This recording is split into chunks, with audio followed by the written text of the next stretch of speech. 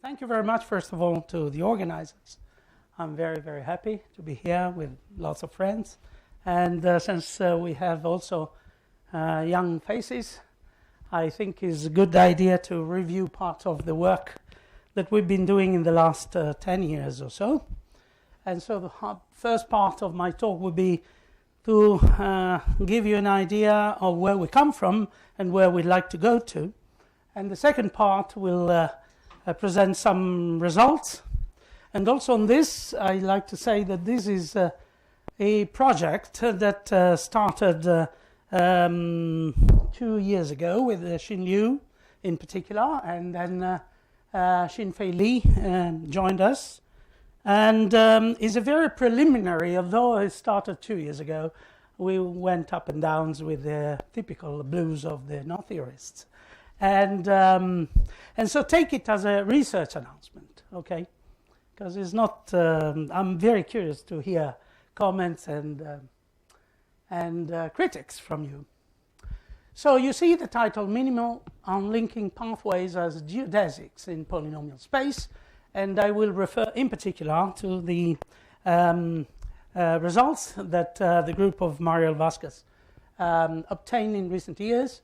And the idea is to provide a piece of theory to justify the probabilities, for example, that were obtained by numerical experiments and their setup. But my context is a bit different because I come from fluids, and so I want to start from there. First of all, I'd like to give you some ideas about the long-term objectives, and then I will focus more on present day.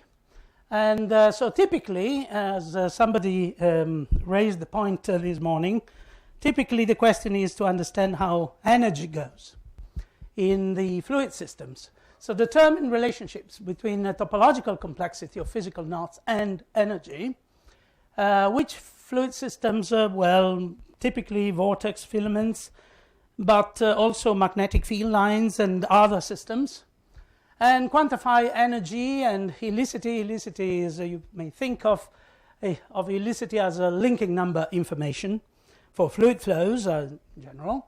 And these quantities, energy and helicity, are going to change. And of course, there is dissipation, so are going to be eroded as the evolution, the fluid evolution progresses. And it is extremely important to quantify these changes, and this is an outstanding problem of turbulence. So in this talk, I will have in mind a very simple model for vortex filaments. Indeed, are vortex lines. And what is interesting is that these recent years allowed us to do a... you can hear me without mic. We have very reliable numerical schemes to study either classical turbulence or classical vortical flows or superfluids or even defects in other contexts. The idea is to study the role of generic features in restructuring processes. By restructuring, I mean exactly what Mariel mentioned as recombination, reconnection, etc., etc. Through that, you have a change of topology. Interpret topological cascades in terms of energy, and possibly provide an analytical framework for optimal cascade processes. So I will focus on this last theme, and this is the main motivation for this talk. So just to do a very brief recap, this is a very old but famous picture from experiment in a lab done in the 70s, where you see a flow of water forming what is called a laminar flow, very well organized, etc., very little dissipation. This is typically governed by Euler equations, so to speak, although there is dissipation. And this is a typical picture of a turbulent flow. The black part just shows you a change of profile on the wall or some solid boundary. So as the flow leaves this solid boundary, there are a lot of vortical flows forming, and the formation of this is very important for lots of practical application, but this is one of the probably major problems in classical physics, and of course also in mathematical physics.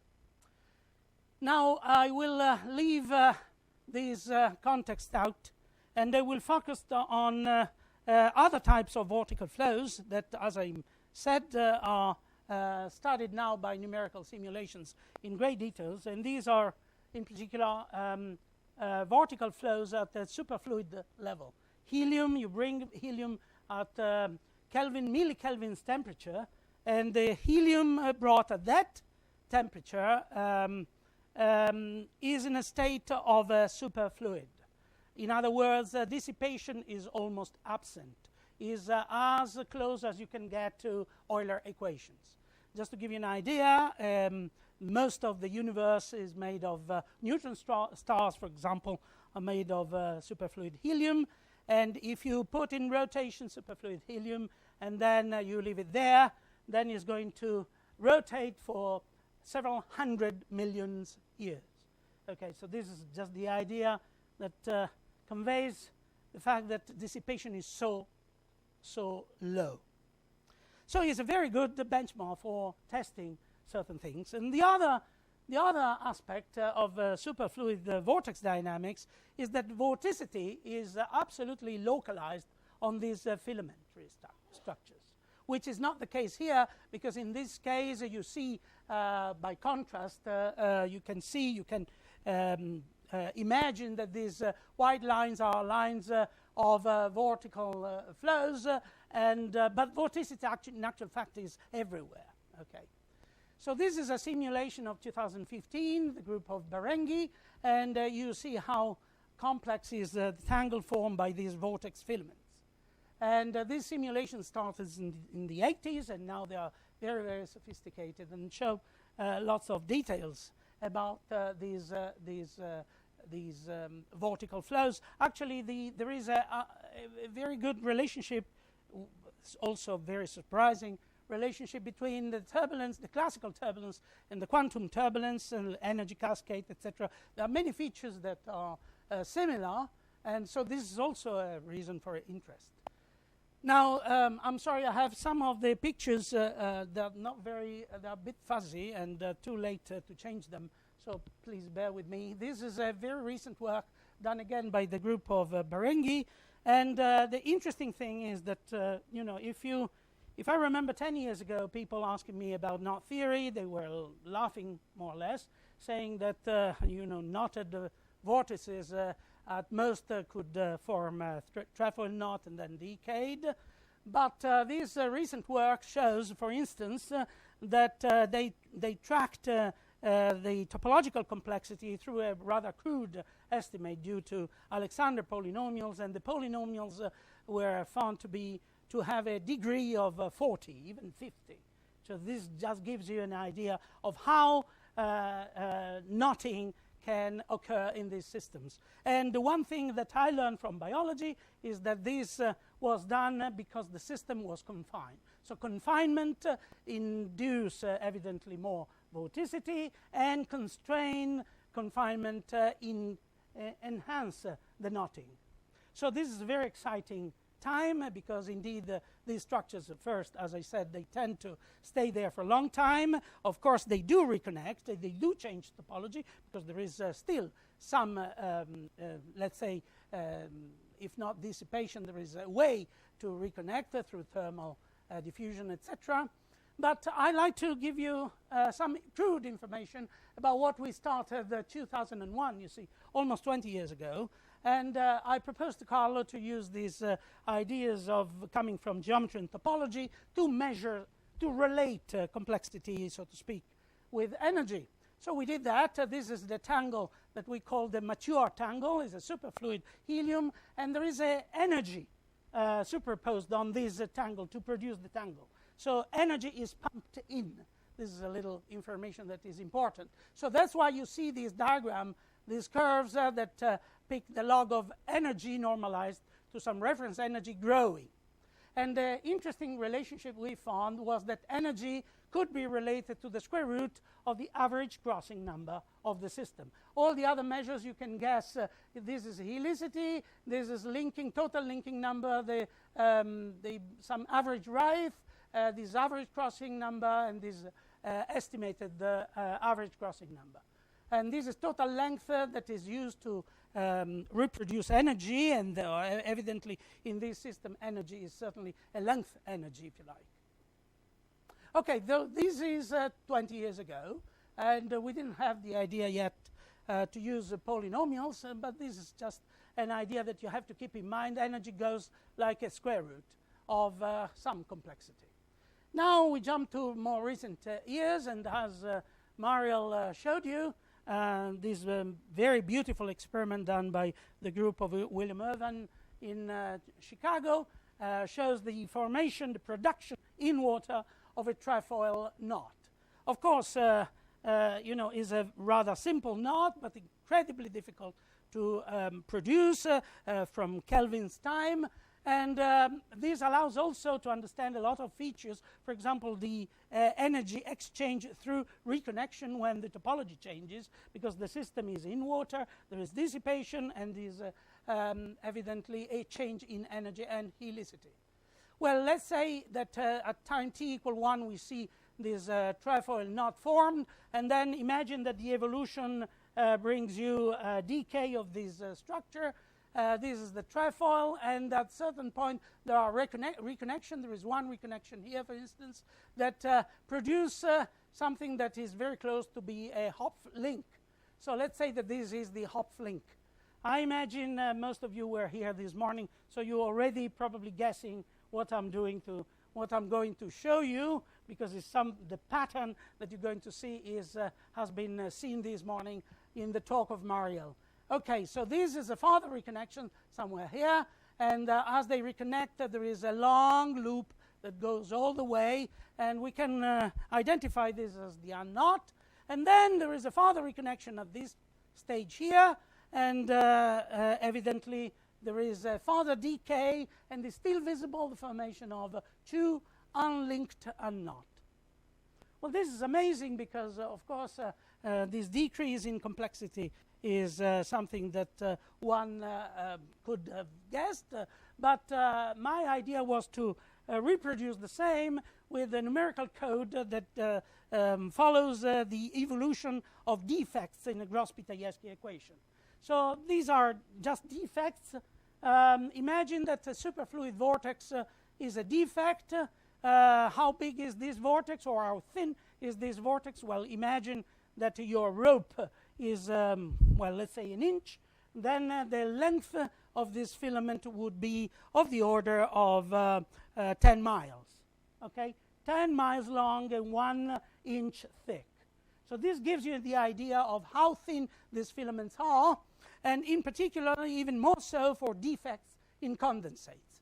So I discovered by chance that near Milano is somebody who published a number of papers on reconnection of defects with Gross-Pitayevsky code. So I asked Simonetzuker to reproduce this starting from the Hopf link. And because it's numerical work, you can follow up the cascade one step further. So you start from the Hopf link and you reproduce exactly the same scenario. So this is amazing, because it seems to be generic, one of the generic features that we are fishing for. In those years, so 2015, Xin Liu and I came up with a number of papers and trying to establish a way to quantify the topology, by using standard knot polynomials. This was done by showing that a transformation E2, let's say a self-linking number, E2 something, E2 self-linking number, would have been appropriate for this purpose. So by using this transformation, you can prove that this transformation satisfies the skin relation of Onfley PT, where here we have two variables, A and Z. Indeed, we could show that the second skin relation basically put in relation a information of a twist with any information on writhe. I have to be general as I am, because it depends very much on the context. So you have a Z here that is related to this K, and you have an A and K, and the K is related to writhe, some average writhe in the system, and A, some average twist in the system. One interesting thing is that from the Humphrey PT, well, we actually proved the same result a few years earlier on for Jones polynomial, but having done this work for Humphrey PT, now you can understand what is the same thing for Jones. So when you prescribe the connection A and Z into one variable, say x, for the Jones polynomial, you find that the one variable Jones polynomials imposes this constraint. And this is an amazing, interesting result, because it means that let's say, the physical knots for the Jones polynomial are kind of framed according to this situation. Writhe and twist have to be related one another. Whereas in the classical case of a vortex, of classical vortices, you may be free to have some twist and some writhe. In quantum field theory, these two things, apparently, they must be united. Well, this has been verified for defects with Simonetzuker for defect in Gross-Pitayevsky equation. All these quantum vortices have, let's say, a zero helicity. So if writhe is going to be produced, this is at the expense of twist, and vice versa. So this is a very interesting point. Okay, so this is, we are 2015. Now, because of this choice, we can take e to a fourth and e to a half for twist and writhe in a fluid, and this comes from average measurements on the bulk of the fluid. In this case, we have just one structure, and you notice that we can associate a numerical quantity for these polynomials. So we say 1.5, and then goes to 1.11, 1, and 0.48. Now, for these unlinked, unknotted systems with the Zucker, we could go on in producing 3 or 4 little unlinked rings, and the polynomial numerical value still goes down, which is a very interesting thing, because we, as I mentioned before, we have an idea about energy, and so this is enticing us to look for a connection with energy. So the topological cascade of torus knots and links that we analyzed was based on the results of Mariel. Mariel showed this cascade, and so that was a further motivation to apply these polynomial numerical values to this scenario. So this can be done because of the regularity of these structures, and we assumed antiparallel reconnection, and this is the result that we published a year later. So you see, we have the complexity that goes down, and the number of measures here, very basic measures, let's say the bending energy or the total curvature or the writhe, they all go down. Okay, so this is consistent with the picture we had. As topology increases, then the energy has to increase.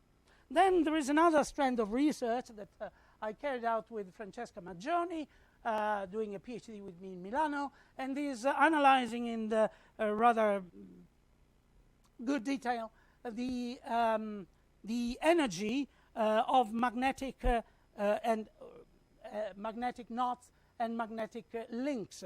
This was done by not assuming simply a field distributed on a line, but we wanted to have a poloidal, so to speak, a poloidal contribution and the toroidal contribution to the flux tube. So is some decomposition of the magnetic fields inside the tube to have some complexity within the tube.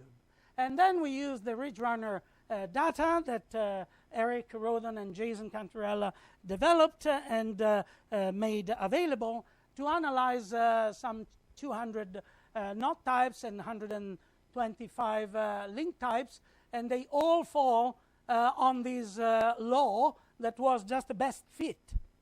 And here, by the way, there is a logarithm. So for somebody who asked about the energy or entropy, this is an interesting little sign. Okay, I won't say anything on this, but we can speculate a few things. All right. So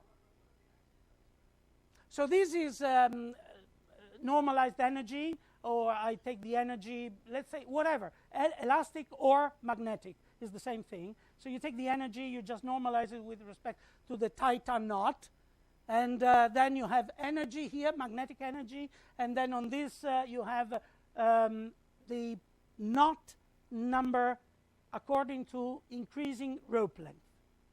And you look for the minimum. In this case, you see, you go for the lower energy state, the lowest possible energy for a given knot or link type, and then you graph this according to rope length. So these knot or link types are tight configuration. And we found that, well, this is known to experts, rope length is a fantastic indicator for complexity in this case. Very, very good. So, you know, a piece of advice for the young ones, you know, you tend to go to Rolfson table, and then you don't think why the 6.1 is followed by the 6.2 and the 6.3. And the answer is that the 6.1 was discovered by Tate, the 6.2 probably by Tate a year later, and the 6.3 by Tate the following year again. And so they are there. But there is no reason why the 6.2 should be after the 6.1. It's just a table. But if you go with rope length, then you can classify these knots according to a different listing. And rope length is a measure of the minimal length when you when you have a knot tight, okay, roughly speaking. Okay, again, you don't see a square root, but you see a logarithm. So maybe the square root of the average crossing number is, you know, is a piece of this logarithmic curve, because this is, of course, takes account of many, many more knots. Now, my test case is this. So this is the exercise of today.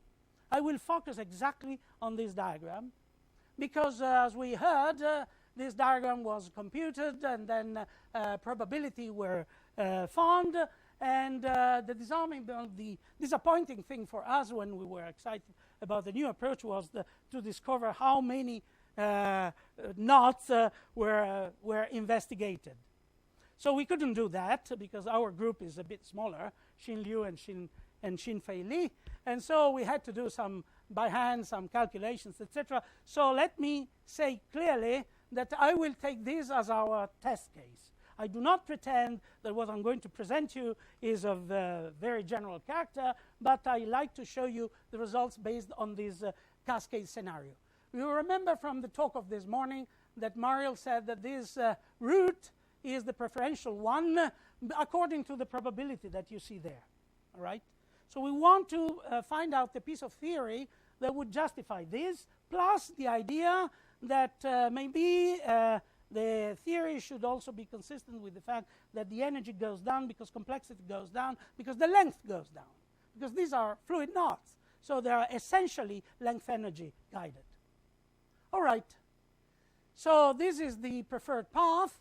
And the preferred path, if we use the polynomial, the numerical values that I showed you to compute with Onfley PT, for example, we see that indeed these numbers goes down. They go down like that. But as you can see here, there is a second path, another possible path. Starting from the same knot, 2,6 goes through, say, the composite trefoil, and the composite knot 3,1,2,2,1, and goes down that way. And so we have to look at the numerical values, and we find that also with the numerical values we are safe. This is another possible path. So the idea is which is the optimal path according to some measure, right? Okay. So the research started thinking of what was a possible energy functional, guided us to investigate this thing. And so the minimal path had to be related to some energy functional. And for simplicity here, I will focus simply on the length energy, which is the simplest possible thing you can do as a first step. Then the second step is to identify an appropriate metric space where you can conduct these measures. And possibly to determine the minimal path in terms of geodesics on this space. So it's like going to general relativity, and you look for geodesics of light or whatever. Possibly define compute complexity, and another one, we heard from Eleni that there are so many definitions of complexity, we're still looking for another one, and relate these to probability, and ultimately say something about energy. As I said, as I anticipated, this is a pretty, it's the first steps, right? So don't expect fully developed theory. So remember, we have two things to take into account. Some little information about energy and length. This comes from the diagrams I showed you on magnetic energy. We have rope length, and the rope length, if you average that on the C-mean family, you find that this is related to C-mean with this law, and the energy, same, you average over the C-mean family, you find that goes with C-mean. So essentially, the length is a monotonic increasing function of C-mean, and energy is function of the length. So, because these two are both monotonic increasing function, you can say that the energy is increasing with C-mean, but this, we expected that. Okay. Second thing is to remember that we have adapted polynomials to compute numerical values, and if we go from low complexity to high complexity, these numerical values goes up. We want to find a way to connect these two things and to say something about the minimal path and probability. Okay, so we have to do some assumptions, and to simplify things, we are a bit, we did some progress from these assumptions, but let's stick to these assumptions for simplicity. So first of all, we will focus on the Jones polynomials of one variable. Second thing, we will consider only positive exponents. Remember that negative exponents for the Jones polynomials tells you something about chirality of knots. So as long as knots have mirror symmetries, we can work with this theory as it is. And the third thing is that we consider, contrary to the diagram of Mariel, that you have a further cascade from the unknot to the two unknotted unlinked systems. We stop at the unknot. Also, that can be improved, not so difficult. Okay, so the final product of our sequence is the unknot. We consider Jones polynomial for experiments and positive exponents only. Working hypothesis. So the idea is to identify in this space a point, and this point represents a knot, or better, it coincides with a knot polynomial of this knot. So you have a space, and this space is made of points, and each point, you identify each point with a knot polynomial. And in this case, you identify the point with a Jones polynomial of the knot. The second thing is that you take the polynomial of the unknot 1 as the origin. And then the third thing is that you consider a metric space, and now I come to that has the dimension of the highest degree of the Jones polynomials. So this is the weak point of this theory. The weak point of the theory is that the metric space depends on the most complex knot that you consider. Because if you go to the next one, more complex again, n plus 1, then you have to redo the theory can stand, but you have to redo your calculations. The good news is that we did it. We did some experiments on the very basic examples I gave you, and the numbers that I'll show you don't change much. They are very little influenced by that. By what? By changing from a 7 crossing to the 6 crossing. Of course, if I go from 6 crossing to 10 crossings, I might have surprises. Okay, I cannot know. Okay, so this is the context. Now, as I said, imagine that you have on this manifold your knot polynomials, and so the points are the knot polynomials of Jones, and they lie on these complexity level sets. And so you think that the several pathways that we saw in the diagram of Mariel are represented, sketched here, where at the level set, let's say chi phi, I might have two knot types, the phi 1 and the phi 2. And maybe the phi 1 is the preferred one, actually. We know that is preferred one. And so on and so forth, right? And then from previous work, we can use the Jones polynomial, where the variable there, in order to get numbers, is e2 lambda. Of course, this lambda was related to self-linking number, and this x, the variable x, varies in an interval between 1 and e. All right. Now we need a metric on this space. So to go to the metric, you go to your toolbox in mathematics, and you search for something useful. That's it. As simple as that. No big theory at the moment. The inner product on definite integrals is given here. You have two polynomials, p and pm. There is maybe a density there, and you can set this density function equal to 1, and you reduce your computation to this. A to b goes from 1 to e, and you want to work out this as your definition of inner product. Which polynomials to use for this? Well, this is an interesting exercise because you have to explore mathematics. So fortunately, Franz is teaching or has taught a little bit of these polynomials in Milano. So I asked him, what about Legendre polynomials? He said, why Legendre? So we have Jacobi polynomial, Legendre polynomial, Laguerre polynomial, Hermite polynomial, Chebyshev, so many. But many of them, there are solutions to differential equations. Many of them are over an infinite interval, minus infinity to infinity. And it's very hard to map a finite integral to an infinite integral. So we skip those. And we are left with the Jacobi. And the Jacobi is nice, minus 1, 1. It works. And there are some alpha and betas there. We set alpha and beta equal to 0, and you get the Legendre polynomial. Still not quite good enough because there is this factor that we don't like. We want a metric well-defined, so we have to redefine our Legendre polynomial. Not a big effort. You just restate the polynomial Pn in terms of Ln, and then you're there. You have your inner product that gives you the delta Nm as required for normalization.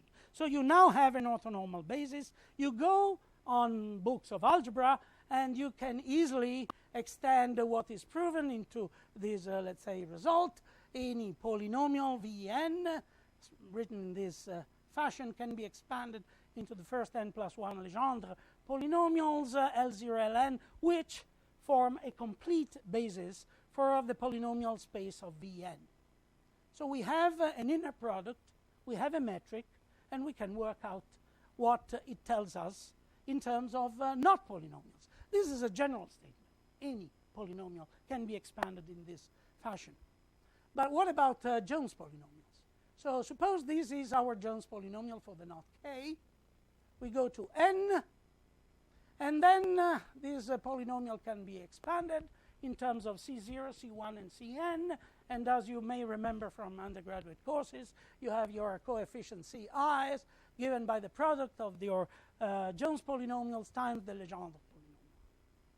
So the coefficients Ci up to n are going to be the coordinates of my point, of my not polynomial in the polynomial space.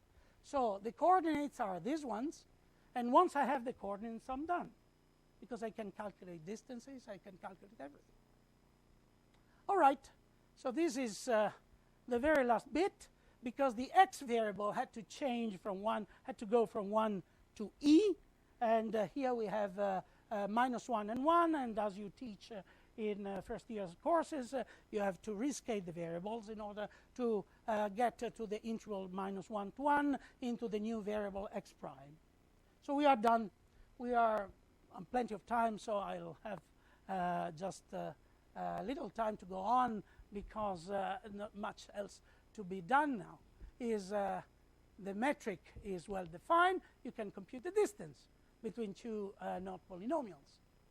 And then you want to finally put at work what you developed. So let's say you define a minimal path length, which is the distance between the 2 points in this space. Let's say that your starting point, instead of calling 2, 6, because it's long and boring, I will call it k, okay? So your starting point is k, and your end point is 0, or O, yeah, not. So k to a naught. And then you define a reference path, which is the minimal distance between k and O, whatever is k. So this is the distance d0 that I'll use to normalize the measures that I'm going to do. Okay, so we saw that in this diagram there are many possible routes to go from the knot k to the end point O. Remember, this is my end state, and I want to analyze each of these routes. So, for example, we know already that the red route is going to be the preferred one. So the red route goes through all these torus knots and links sequentially, and this is consistent, remember, with the numerical values of the Jones or Humphrey-PT polynomial. But we want to investigate also the other possible routes and relate the results to the results of Stolz and Tal. So d1 will be the measure of the summation of all these distances along this path pairwise. Okay, so d1 will be just the sum of the distance from k to the 2, 5, to 2, 4, etc., etc., etc. And the 2 for the path 2, the orange one, is the same thing. And then the d3, which will go on the yellow, and then finally the green one, the d4. We keep going. We keep going in collecting information on this. This is done by hand, I'm afraid. And so it's a piece of work done by Xin-Fei Li. And he computed all these routes, different routes, d6, d7, and still more, 2 more, d8 and d9. Once we have this information, we want to find the probability. Well, you know, as a first step in research, you start doing the simplest possible thing, and then eventually you increase in complexity. So we define a deviation. Deviation from what? From the straight line, from the knot k to the end result. And anything that deviates from there, we measure, and we say this is the amount. So we use the relative deviation as the reference number. So this is one of the distances along the routes, the distances accumulated along one of the routes I showed you before, and this is related to the d0, which is the absolute minimum from one knot jumping straight to the unknot. And if you plot this, you see immediately from data that the deviation jumps down to the first. You see here I have the roots. Remember, we have 9 roots. So I have 1 here, 2, 3, etc., up to 4. And deviations are very close to the optimal one. And then there are big jumps to the others. Then we want to define the probability. And the probability, in the last few months, we developed some more sophisticated theory. But at the moment, the results are for this a bit more sophisticated definition of probability. But for the moment, I want to give you the easiest possible definition. Probability is what? Is as the larger is the deviation from the straight line, and the smaller is the probability. As simple as that. So we put together these concepts as sum to 1, and we measure these probabilities. And these probabilities are almost 0 for several roots, number 5, 6, 7, 8, 9, and they jump to 98% on the root 1. And then we are ready to compute probability for each passage. So this is the results we obtain. The results we obtain, as you can see, are very high probability along this route and much lower on the other strands. And I want to compare. Then there are some experiments just to check how it's going to jump across one part to the other.